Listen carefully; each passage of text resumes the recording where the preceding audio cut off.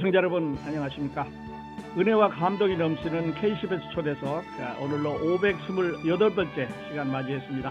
오늘은 아주 특별한 한 분을 모셨는데요. 이스라엘 현지에서 사역 중이신 김수형 목사님 줌으로 모셨습니다. 목사님 안녕하세요. 반갑습니다. 안녕하세요, 목사님. 반갑습니다.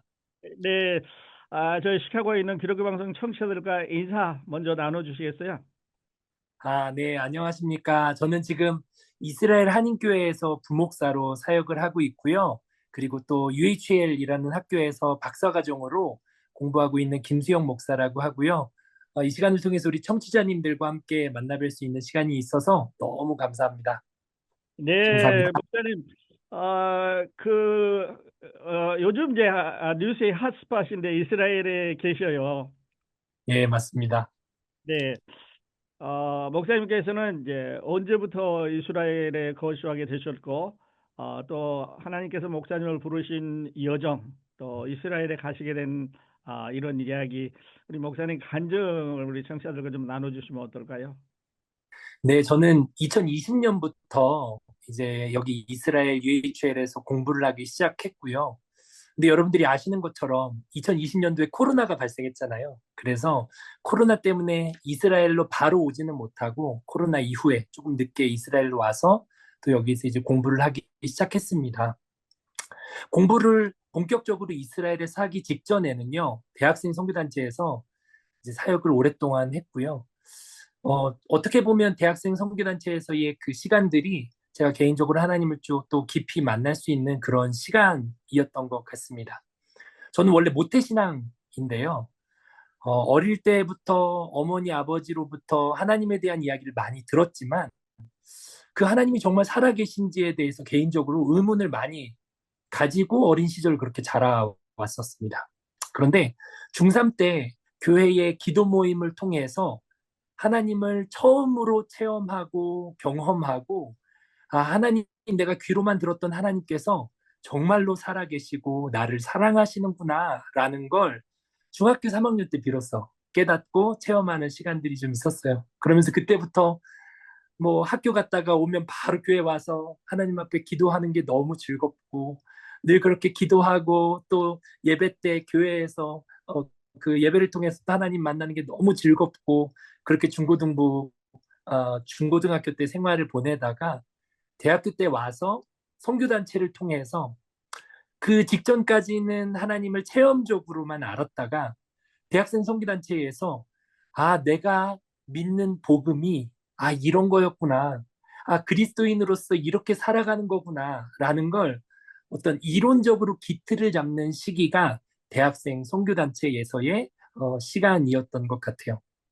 그래서 대학교 1학년 때부터 오랫동안 대학생 선교단체 사역을 하고 그리고 그 이후에 또 대학생 선교단체 전임 간사로 11년을 사역을 오랫동안 해서 선교단체에서만 한 20년 그렇게 생활하면서 하나님도 만나고 사역자로서 또 내가 나를 변화시킨 그 복음을 우리 학생들에게 전하고 그리고 또 여러 가지 어떤 집회나 모양을 통해서 그 복음이 어떻게 하면 효과적으로 전달될 수 있을지에 대해서 많이 고민하고 그렇게 실질적으로 사역을 해보는 그런 시간들을 대학생 선교단체에서 많이 가질 수 있게 됐던 것 같아요. 어떻게 보면 사역자로서는요, 어, 내가 하나님을 만나고 하나님을 경험하는 건 너무 기본이지만, 하지만 사역자가 내가 만난 하나님을 어떻게 전할 것인가에 대해서 투철하게 고민해보고, 그걸 또 사역으로 한번 실현해보는 것도 다른 거잖아요. 목사님 잘 아시겠지만. 근데 대학생 선교단체에서 하나님께서 그런 기회들을 저한테 많이 주셔서, 그렇게 대학생 선교단체에서 한 20여 년 동안 학생으로서, 간사로서 있으면서, 사역하면서 내가 만난 하나님에 대해서 그리고 내가 전할 복음에 대해서 많이 고민하는 시간들을 좀 가지게 됐었고요. 그리고 대학생 선교단체를 통해서 또 신학을 하게 됐고 목사 안수를 받게 됐고 그리고 나서 또 하나님께서 특별한 부르심이 있어서 원래는 공부를 더 해야 되겠다는 생각은 사실 없고 어떤 사역에 대한 그런 마음들이 많이 컸는데 이렇게 이스라엘까지 와서 공부를 하게 됐습니다. 네, 예, 그래요, 목사님. 그 조금 궁금한데, 그 목사님께서는 모태신앙으로 이제 교회에서 쭉 자라오시고, 또 교회가 삶이었는데, 중3 때 이제 하나님을 체험하셨다고 그러셨어요. 네. 그때 어떤 일이 있었는지 좀 궁금한데, 그 순간 하나님이 어떻게 역사하셨는지 좀 말씀해 주시겠어요? 네, 중3 때 이전까지는 사실 뭐 일반 다른 중고등학생들과 별반 다르지 않은 그냥 그런 생활을 했었는데요. 중3 때 어머니의 권유를 통해서 기도회에 참석하면서 기도회를 통해서 무언가 제 인생이 많이 달라지기 시작했던 것 같아요. 하나님이 정말로 살아계시는구나. 하나님이 정말 나를 이만큼이나 사랑하시는구나. 하나님께 기도하는 게 이렇게도 즐겁고 기쁘구나.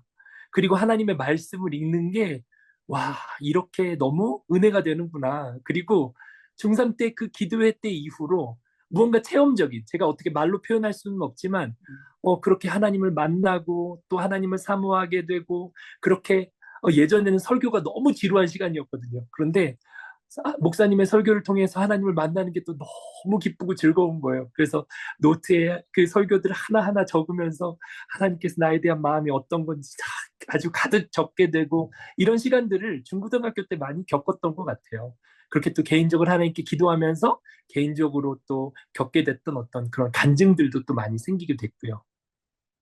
네, 그러셨군요. 네, 그리고 이제 대학생 선교회로 가셔서 이제 하나님을 직접 그 전하는, 내가 만난 예수님을 전하는 이런 일을 하고 계신데, 그 2020년에 이스라엘 갔다고 말씀을 하셨는데요.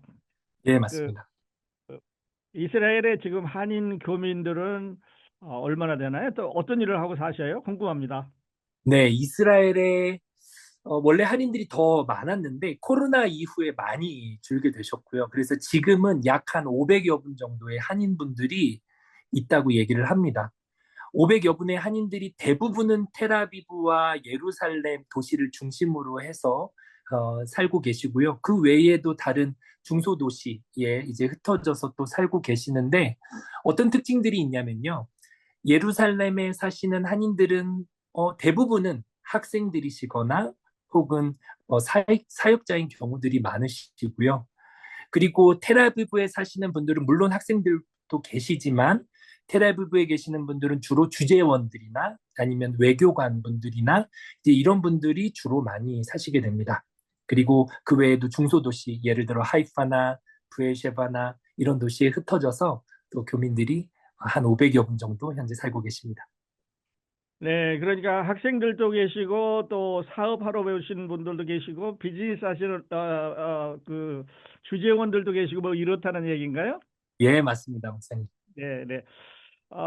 그게 좀 어려운 그 삶 같은데, 이제 주재원이나 학생들이야 잠깐 이렇게 머물고 또 돌아오고 하겠지만은, 거기서 오래 사시는 분들은 또 얼마나 오래 사세요? 사실은 여기서 오래 사시는 분들이 많지는 않으세요. 왜냐하면 여기서 오래 살려고 해도 예를 들어서 학생으로서 비자를 받으면 뭐 5년에서 길게는 10년 그 이상을 비자를 학생으로서 받기가 어렵거든요. 그래서 아주 특별한 은혜로 영주권을 받으시고 이제 아주 오랫동안 사시는 분들이 이제 사실은 소수로 계시고요. 그래서 사업을 하시는 분들, 비즈니스 비자를 받는 것도 사실은 이스라엘이 굉장히 어렵거든요. 그래서 사실은 많지 않은 분들이 이렇게 장기로 거주하시는 분들은 많지 않으세요. 그리고 대부분의 주재원들이나 외교관 분들도 길어봤자 2년 정도 여기서 일하시다가 한국으로 귀임하시는 경우들이 많고요. 네, 그렇군요. 한국에서도 또 많이 가시고 또 미국에 있는 학생들도 많이 가는데, 그 유학생들이 이제 공부하러 이스라엘을 가잖아요. 네. 어떤 공부를 하나요? 뭐 이스라엘에서 공부하시는 분들 중에 많은 분들이 성서학을 공부를 하시고 계시고요. 하지만 뭐 교민 2세로서 이제 부모님이 이스라엘에 사시다가 뭐 자녀로서 또 여기 이스라엘에서 대학을 다니는 친구들도 많이 있거든요. 그 친구들은 또 대부분 성서학이 아니라 뭐 예를 들면 경제학이나 아니면 또 다른 여러 가지 분야들에서 공부하는 경우들도 있습니다. 하지만 2세가 아닌 경우는 또 많은 분들이 성서학을 공부하시는 분들이 많으신 것 같습니다. 네, 그러니까 여러 가지 그 학문들을 공부하러 이제 이스라엘로 가게 되는데, 목사님, 교민들은 한 500명 이제 된다고 말씀해 주셨는데, 그 한인 교회는 몇 군데나 돼요? 한인교회는 총 6개가 있는데요. 네. 500여 명의 교민인데 한인교회가 6개 생각보다 많은 것 같죠? 텔아비브에 하나가 있고요. 그리고 예루살렘에 5개가 함께 있습니다. 왜냐하면 대부분의 사역자들이나 학생들이 예루살렘에 모여 있기 때문에 그런데요. 그래서 5개의 예루살렘의 5개의 교회가 뭐 함께 또 연합으로 예배도 드리면서 그렇게 함께 또 잘 신앙생활을 하고 있습니다. 네. 그러니까 미국도 이제 처음에 들어오면 그렇거든요. 교회가 우리 삶의 중심이고 터전이고 그 모든 거예요. 그래서 교회 가야 사람 만나고 뭐 교회 가야 정보를 얻고 그러는데 우리 500여 명의 그 교민들도 그 교회를 중심으로 생활하시나요? 어떠세요? 네, 과거에는 교회를 중심으로 해서 생활을 하시는 경우가 더 퍼센테이지가 많았는데요. 그런데 이제 근래에 들어오면서 점점 더 교회를 중심으로 생활을 하시는 분들의 비중이 조금씩 줄어드는 추세예요. 이제 왜 그러냐면 일단 과거와는 달리 교회가 아니어도 충분히 생활할 수 있는 터전이 되는 여러 가지 기반들이 이제는 이스라엘에 많이 마련이 되기도 했고요. 그리고 또 음, 한인교회 외에도 다른 여기 현지에 있는 이스라엘의 예수님을 믿는 사람들이 다니는 교회들에 또 흩어져서 다니시는 교민들도 또 많으시거든요. 그래서 과거에 비해서는 상대적으로 한인교회를 중심으로 해서 생활을 하시는 분들은 과거에 비해서는 점점 줄어들고 있는 추세라고 보시면 될 것 같습니다. 네, 그러시군요. 그거는 이제 미국도 마찬가지인 것 같아요. 우리 2세, 3세들이 자라나면서 부모님들이 다녔던 한인 교회보다는 더 넓은 범위의 이제 교회들 이렇게 참석을 하고 있는데, 그리고 목사님 이제 2020년 코로나 시작하면서 거기 계셨는데요. 그 코로나가 닥쳐오면서 그 이스라엘을 찾는 관광객 숫자가 많이 줄어들었다 이렇게 이야기를 하고 있는데 그 관광 산업이나 그 분야는 좀 어떻습니까? 코로나 때뿐만 아니라 2023년 10월 7일 이후에 하마스와의 전쟁, 그리고 요 며칠간 또 이란과의 전쟁이 또 발발했잖아요. 그래서 사실은 코로나 이후에 2022년 뭐 하반기부터 관광객들이 다시 찾아오기 시작했다가요. 2023년 10월 7일에 이제 하마스와의 전쟁이 다시 시작되면서 지금은 단체 그룹으로 여행사를 통해서 오는 성지 순례객들은 거의 전무하다고 이제 보시면 될 것 같고요. 하지만 뭐 개별적으로 오시는 분들이 아주 조금 있는 정도, 이제 코로나 때부터 해서 전쟁 때까지 그래서 아주 오랜 기간 동안 사실은 성지 순례객들이 아주 잠깐의 그 코로나와 전쟁 사이의 그 기간 외에는 거의 성지 순례객들이 이제 많이 이제 오지 않는 그런 시간들이 이제 지금이 되는 거죠. 네, 그렇군요. 예, 하마스하고 전쟁이 일어나면서 이제 더 줄었는데 앞으로 지금 이 전쟁이 또 더 큰 게 벌어져서 관광을 가기는 더 멀어지지 않았나 싶기도 한데요. 예, 맞습니다. 예, 그래도 저희가 하마스와의 전쟁이 이제 조금 마무리되어 가면서 이제 이제 성지 순례객들이 하반기부터는 조금 올 수 있겠다라는 기대들을 조금씩 했었거든요. 그런데 네, 이란과의 전쟁이 또 발발하면서 지금 이제 뭐 저희가 성지 순례객들이 언제 올 수 있을지에 대한 기대가 조금 난망한 지금 상황이고요. 과연 이란과의 전쟁이 언제 끝날지 이것에 대해서는 또 네, 저희가 좀 네, 많이 깊이 좀 고민을 해봐야 될 문제인 것 같습니다. 네, 그래요. 아, 들을수록 관심과 궁금증이 더해가는 하나님의 약속에 딸 이스라엘 이야기. 오늘은 여기서 마무리하고요. 내일 이 시간에는 지금 한참 진행 중인 이라크와의 전쟁에 관해서 목사님과 계속 이야기를 나누겠습니다. 우리 김희성 목사님 이렇게 나오셔서 귀한 말씀 주셔서 감사합니다. 네, 감사합니다. 함께해 주신 애청자 여러분 감사합니다. 저는 내일 다시 여러분에게 인사드리겠습니다. 내일도 꼭 다이얼 AM 1590에 맞춰 주시기 바랍니다. 평안하십시오. 감사합니다.